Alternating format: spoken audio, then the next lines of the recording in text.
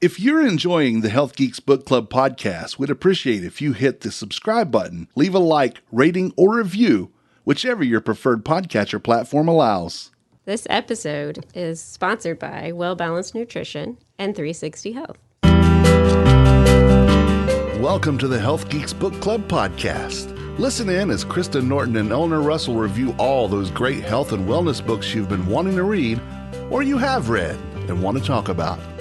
Here's Kristen and Eleanor. Hi, everybody. I'm Eleanor Russell. I'm a health geek. I'm here today with my co-host, Kristen Norton. You want to say hi? Hello, everyone. It's a good day in the neighborhood, right? And we have invited Michael Rolls to join us in the Podfathers studio. Timothy Beeman, how are you here? I'm here. Good to know. And it is the such and such media studios at Liberty Plaza, just so we know. Oh, I like that. That's good. Well, Michael has written, he's one of our local North Carolina authors, and we love to have our North Carolina folks come and visit with us. And we're trying to make these connections about, the health geeks, we call ourselves, but so we can connect people locally, but also internationally with the resources we have here in our wonderful state of North Carolina. That's right. And other places too. So you have written one book, is this correct? Yes. This was your first. First. I am so envious because there have been times when I've thought I was going to write my book, and I haven't done it yet. Is that quite an experience? Yeah, it is an experience. I started my career in 2002. My accident was in 97. So by the time, I believe it was 2017, 20 years after the fact that I started writing this book, it was one of the reasons for many, many years, all these clients I would see, they would say, your story is compelling, you should write a book. And I was like, well, I'm really talented at what I do. And so I'm not a big writer. So, I don't know. And I think it just got to the point that I need to do this. Whatever it takes, no matter how it comes out. So you were feeling the vibrations. Put that out. Yeah, it was time. It was time.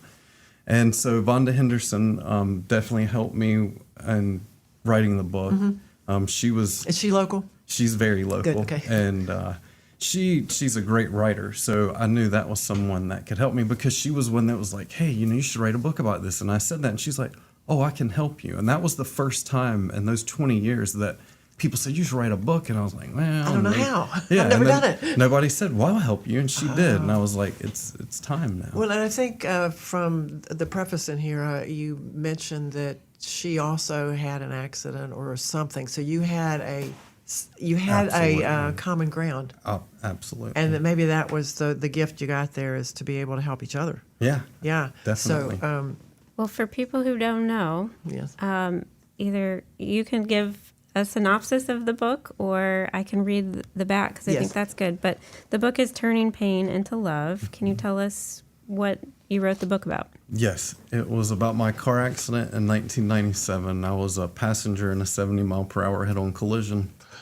And actually that day, once I woke up, took us to the hospital. They had come in. I guess I had been awake, but I had no recollection. But they came into the hospital room and they said, we need you to pee in this cup, make sure you don't have any blood in your urine anymore. And I was like, pee in this cup, blood? What are you? I just woke up. What are you talking about? I was like, no, you didn't. You had some. Your liver was lacerated. We want to get you out of here and just make sure. I was like, cool. So I did that. No blood was in the urine. So they were like, you can go home now. No internal injuries. That they knew of. I was 21 years old, and I was in really good shape, athletic. Oh, this was a allopathic medical center, correct? Which would be MD's hospital, standard American system. An accident happened in Denver, Colorado, so it was a hospital there. And the doctor was great, but on the way out, he was like, hey, let me give you this prescription. And I never liked pills, even as a kid growing up. I didn't want to take anything. So I was like, doc, right now, I actually feel okay. So and he looked at me with this smirk that I'll never forget. And he said, look, tomorrow when you wake up, you might not feel good. He's like, you're going to need to get a ride into the hospital because I can't call this stuff into a pharmacy. So you have to get a ride in if you want it tomorrow. Your brother will give you a ride. I'll give you the prescription. I'm like, okay. And I'm feeling so grateful that I'm alive.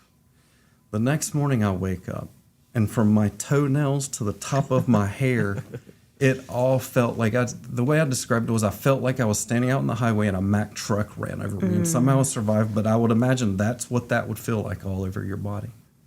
So the book was about that experience, my healing experience, which was very different than I ever could have imagined.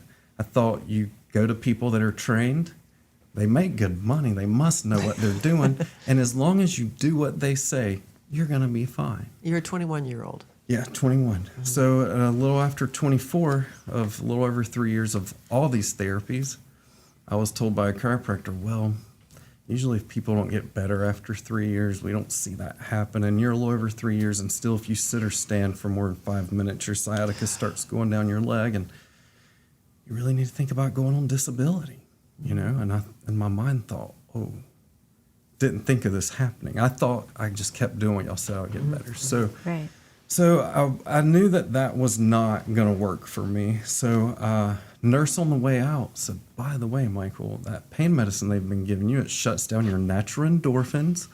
It could be a part of why you have pain, which I had been diagnosed with fibromyalgia about 1.5 years before that, which what did that have to do with the car accident? I went 1.5 years without those symptoms. I believe it was because of that. And also the immense amount of stress. But I went home and just dropped to my knees and asked God. I said, I know I have to have a greater purpose than to be disabled from 21 on. I'm going to start living as if I'm okay. But I don't know how much time it is, but there's not a lot of left time in my mind that I'm going to be able to do this. So if I don't get better trying not taking medicine and just moving on with my life, I'm going to come see you early. And I would have not been a person to think that or think anyone should think that. But when you're in a constant suffering of almost 3.5 years, I just knew that wasn't going to be my life. 21 on in pain, that I wasn't going to endure that.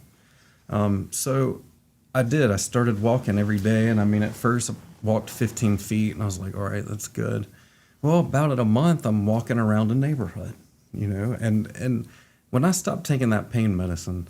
Oh, what was the pain medicine? It was Vicodin. Okay. But at that time, there was not the ones that I've heard of over the last 10 or 15 years. Thank God. God, yeah. Thank God. Mm-hmm. I took it as they prescribed it. Of course, my body got used to it, which then it just ended up kicking me into a withdrawal and me going, wow, my pain's worse. Let me take this. Oh, Yeah. It took an edge off the pain. Mm-hmm. All that was an illusion. And if you would have told me that in the middle of my pain, I would have wanted to knock you out and say, you know what, take this pain for a day and then come back and talk to me about what you would or would not do.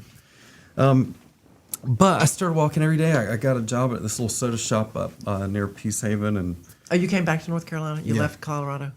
was there in Colorado for 2.5 years, Okay. but then wasn't better and thought, my family's at home. Like Now, were your mom and brother out there with you? Mom and brother at the time was out there. Did they come back too? Not at that time, Okay. but my mom ended up selling her house, and it was probably about 8 months after that they moved. So you back. had some brothers or sisters back here, or? No, brother was there. Okay. Well, you said your family. I was just. Other Yeah. dad and Yeah. Okay. Got it. other Yeah. Right. grandmas, all that Yeah, good gotcha. stuff was here. You're a North Carolinian. Yes. Yeah. So I just knew that there had to be something else. So I go and live in my life. I get that job, and I'm hurting worse than I was before, and I believe that was my body kind of getting those endorphins to kick back in. Somewhere around 3 months, I wasn't in pain, and I was bending over getting ice cream for kids. And I was just like, man, this is crazy. I mean, it was the most liberating experience of my life to go through that. So at that point, I had an experience in a work rehab type place in Colorado, and it was 1.5 years into my pain, and they were just like, yeah, we're gonna take you in this room, have you saw some wood, do this. And I'm just thinking, what are these people thinking? But I go do it because maybe there's something to this. Well, I can 2x4, I could saw through it right now with nothing. At that time, 5 minutes, I'm going, and I'm just like, the pain is so bad, I gotta stop. So I go to one of the attendants there. I'm like, I did as much as I can. The pain's going down my leg really bad. She said, well, have a seat over there and somebody will be with you for a minute. So I walk over to this chair, and it's a really hard plastic chair, and I sit down in it, and I'm 22, 23 at this time, and I look up and I see all these people being led around, you know, and most of them are going to end up getting medication is what it was about. And I just remember thinking, you know what, I don't think these people know what they're doing. Mm-hmm. I've got to figure out how to heal, and if I do, I bet I could help a lot of these people that are going through the same stuff I'm going through, having the same results I'm having. Mm-hmm. So that's what I thought about. So I thought, now I'm not in pain. I've gone through this healing experience. I want to help people. So at that time, I thought, what therapy out of all of them? Physical therapist, it was... Before you go there, can I Absolutely. just break it up? It seems to me from what I'm hearing is you set an intention. I made a decision. That was the place where you said, I'm doing this. And then you had confidence in the fact that the body can heal itself. Absolutely. You did walking. You moved your body. So you had, at this point of the journey, you've got some things in line that kind of go along with some of the other reading we've been doing about how this stuff is real. Mm-hmm. But the mindset and then moving your body. And go on now and tell us what you discovered next, because it's even more exciting, I think. Well, and what led up to that. Mm-hmm. That your belief. You had healing. That belief in God. You had that come to Jesus moment. Yeah. Definitely. And I always felt like I had a close relationship with God. I was raised that way. You can always talk to God, and God's always listening. I that wasn't the issue. And the whole time I felt like all these people I was being led to by God. These are the right people because that's my faith, Mm-hmm. And it was the right people. But accident happens. Within 2 months, I'm starting to have emotional stuff come up from childhood time, emotions that I didn't even know what they were, that didn't have to do with what I was going through. Mm-hmm. That's what set off really the spiritual journey of it all, which then at 3.5 years when I'm being told, hey, you're going to need to go on disability. We don't see you making a full recovery. I believe all that emotional baggage, emotional stuff that I held in, that I really worked on healing with other teachers that wrote other books that really helped me facilitate those things. Mm-hmm. I believe that all that was essential for me to even make the decision that I was going to get better. Mm-hmm. And so what that did was when I thought, well, all the therapies that I saw, physical therapy was elbow in my back to where I passed out from pain and saw stars many times in that therapy and felt worse for 2 days. And then you go back, the soreness is kind of going away, but you go back and do it again 3 times a week. So that didn't seem right. And I was like, that's not the right thing to do. So the one that affected me the most was a licensed massage therapist. And yes, she just massaged where I had pain in my back, hips, down my leg. Mm-hmm. It did not make my pain go away at all, but it didn't hurt me worse. And I don't know, the body wanted that kind of touch. That just felt good to at least have a nice touch that somebody's not hurting me and trying to soothe these areas. Mm-hmm. So I thought, well, I think there's something there. So I go to a medical massage school in Charlotte, North Carolina, Southeastern Neuromuscular Massage School. And it was a neuromuscular school because when I came back here, massage was not super accepted and a male therapist was less accepted. So I thought, well, I'm going to have to go back out west to go to school. It seemed more open-minded out there. But no, I found one of the only medical massage schools in Charlotte, North Carolina. I thought, well, I'm an hour away from there. Let's give them a plug. Who is it? Southeastern Neuromuscular Massage School in Charlotte. And so that's what I thought, well, here's how I'm going to help people heal, because I know how to heal. I know all these dynamics that I experienced for 3 years, and most of them were not physical at all. But I want to be able to share this with people. So it seemed like the right therapy. So I go and I learn all the systems, all the muscles, all the actions of those muscles, the nerves, innervations, just the systems, everything about the body, which was very important. But what I did is started my practice as a licensed massage therapist, working with people in pain. And at first, like all massage therapists, somebody goes, gosh, my shoulder hurts back here. And a massage therapist goes, let me massage that for you, and massage that out. Well, at the very beginning of my career, I had a client that I'm thinking of and was working on, he had a knee problem. Mm-hmm. So I was working on like these muscles attached around the knee, and it just didn't seem to help a lot. And I thought, well, that's weird. Like you think you massage these tight muscles, they just relax. But then I started thinking, well, what happened with this guy? What injury happened? So I ended up finding an old injury that he had in his ankle that didn't even have to do with the knee problem when he came to see me. And started retraining some muscles there, not massaging, but retraining in the brain, the communication from those muscles to the brain. And he ended up feeling so much better. He's like, what did you do? I've seen so many people, so many doctors, physical therapists, massage therapists, nobody could help me. And I said, well, I think that your problem was from a long time ago. And then everything above that compensated for it. And that's why your knee was starting to bother you, your hip was bothering you sometimes. And so he was amazed by that. And the same thing with the low back. Everybody wanted to massage the low back. Well, I'd see, hey, they roll over halfway through the massage and go, oh, I'm thinking half the massage we worked on your back and it's still hurting. That's not right. So then I started thinking, well, people sit, their quads and their hip flexors are in a shortened position. And a lot of these people I saw, they did that for at least 8 hours a day. And they drove their cars. And then after they ate food, they got on their couches and it was the same position. So I thought, I wonder if those hip flexors and quads are putting pressure on that low back. And that's why when they stand up, they go, oh, my back hurts when I'm standing up. Well, you're stretching those quads and hip flexors when you stand up. And if they're in more of a tight locked position, they're going to put that pressure on your low back, which will make those muscles get really tight and feel really hurt because they're trying to compensate for those ones in the front. So I would start working those muscles.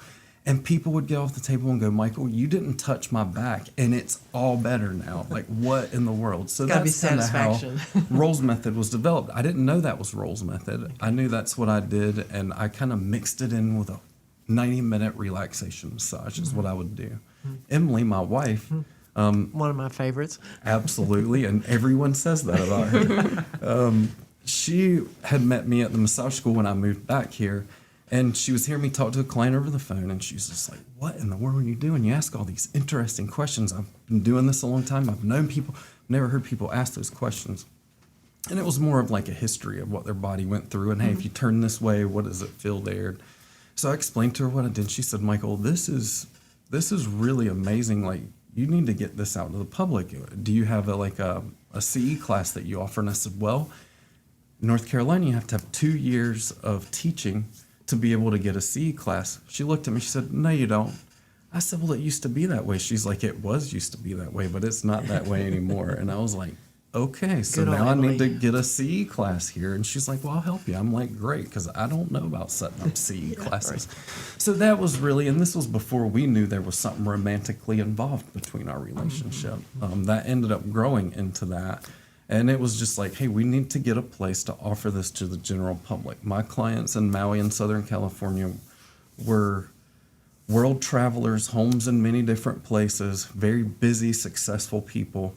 But they didn't really talk to a lot of other people about their private massage therapist. So it wasn't really out there. And Emily felt like this has got to get out there. So that's why Essential Balance Bodywork opened, was to get Roll's method out there and educate people and help them get out of pain. Phenomenal. What a story. I think that it's so unique that you had those excruciating 3 years of going through the system and trying to rid yourself of that pain, and the empathy you've had and the wisdom you've learned on that journey makes you just in this wonderful position to understand where someone's coming from. And then you went to school and learned all of these things to actually, get to the bottom of their pain.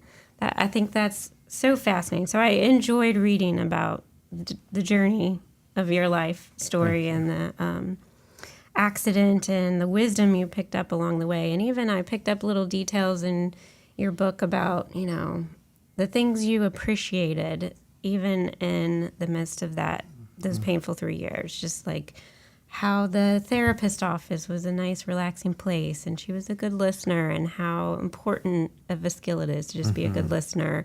And I could just tell these little things that you picked up along the way, and I'm just thinking, man, he really did make the most out of his experience and the hardship. It's almost like experiential learning. A path that you took of your education on this thing was the experiences you encounter. Absolutely. Your teachers showed up. You could have told me when I was 18 years old, Michael, you're going to have a purpose at being a professional massage therapist. Right. And I would have thought, don't just rich people go to them to relax and just get pampered, which I wouldn't have judged that, but that is not what I would have thought that I was doing. Be. So the experiences taught me a lot. And a lot of people, a client said the other day, I'm so sorry you went through that. And I say, thank you. But at the time, it was hell on earth to me. But then afterwards, I realized that was all a gift. All that was a major gift, because as you said, I see so many people in pain, and they've seen so many other people. And if I'm going to go try to heal from something, and a lot of things that you do in life, if you want to experience those from a professional, you want to go to somebody that's experienced it, not somebody that just read some system yeah. out of a book. And I'm following this book because that's what I experienced. People, some of that physical therapists, I believe, had a huge heart. They really wanted to help, but they were confined by what they learned out of a book that taught them, and that was what they did. And they couldn't see outside of that. This concludes part 1 of the Pain into Love episode with Michael Rolls. Tune in next episode when Eleanor and Kristen continue their conversation with Michael.